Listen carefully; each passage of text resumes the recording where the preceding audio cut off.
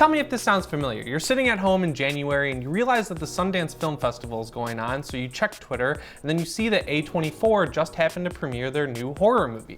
You've heard of A24 before. They made stuff like The Witch, they made stuff like Good Time and The Blackcoat's Daughter and It Comes at Night, and you realize that they make some pretty good movies. So you look up what people are saying about the movie, and then you see things like this generation's Exorcist, the scariest movie I've ever seen, one of the best horror movies of all time, and suddenly Hereditary is your most anticipated movie of 2018. Skip ahead to the beginning of the summer. You're driving 2 hours away to that one weird little theater you've been to one time because your high school film teacher said he'd give you extra credit for checking out a movie there way back in high school. You're on your way to finally see Hereditary. You're gonna shit your pants and you're gonna enjoy it. The previews end, the lights dim, and you're ready to sit back and relax and watch one of the best horror movies of all time.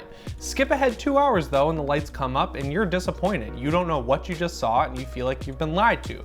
You're walking out of the theater and you see a nice person standing there and they ask you, what'd you think of the movie? You say, it sucked, because that's all you really want to say. They write it down on your clipboard and you go on with your night. You wake up the next morning, you check Twitter and you see the headlines. Hereditary receives terrible D+ score on CinemaScore. So before you get pissed at me here, genre fan, this is not my experience. I really loved Hereditary. I saw it last night, thought it was a blast, and I want to see it again. But it almost feels like for every horror movie that A24 has released in the past few years, except for like Green Room, this has happened. And today we're gonna look at why. If you look at the movie they put out last summer, It Comes at Night, it's a very similar situation. The movie was shown in April at the Overlook Film Festival. It got a ton of buzz. A24 marketed it with that buzz, and then when it came out in theaters, people hated it. And they hated it a lot. But if you watch the trailer, it's obviously because that movie was mismarketed as something a la A Quiet Place, kind of like a monster movie, and that's not what it was at all. Step back to 2013 when, especially in Michigan, A24 is not really that well known.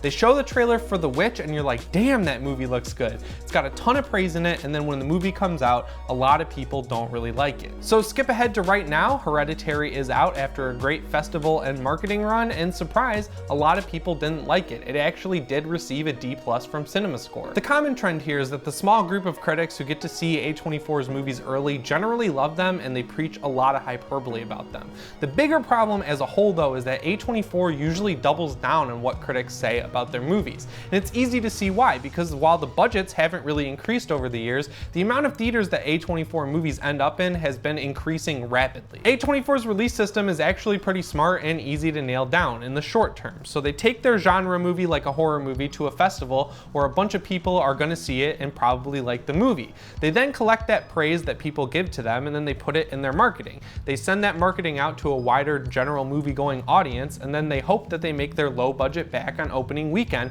from that general movie-going audience, knowing full well that those people probably won't like the movie. From the short-term perspective, I see why A24 uses this tactic, because it does work. They usually do make their money back in the first weekend. But in the long term, I think it could damage their brand as a whole. Of course, there's a bunch of articles that come out when their movies do get that D cinema score, and it causes horror fans to get upset and start writing their own articles that are going against the original articles, but those people are usually preaching to the choir. They're talking to a whole group of people that already agree with them, so they're not going to get any more butts in seats to see Hereditary, for example. Honestly, this makes me a little scared for the future of A24's horror movies actually being released in theaters, because the general movie-going audience is going to wise up. They're going to see that A24 is the one putting out the new best horror movie of all time, and they're not going to have it, and they're not going to go see the movie in theaters. Of course, we'll get VOD-only releases like The Blackcoat's Daughter and The Monster, but that's not really a sustainable business model either. Those movies release first on DirecTV, which is a really weird avenue to go, because I can tell you firsthand, I did not even know those movies came out, and I did not watch them until they were available to buy or rent on Amazon. It's a really bad release schedule if you ask me. I can't predict the future, but I really do think A24 is playing a dangerous game with the way they market their horror movies. Like I said earlier, people are going to get fed up and they're going to stop seeing these movies in theaters.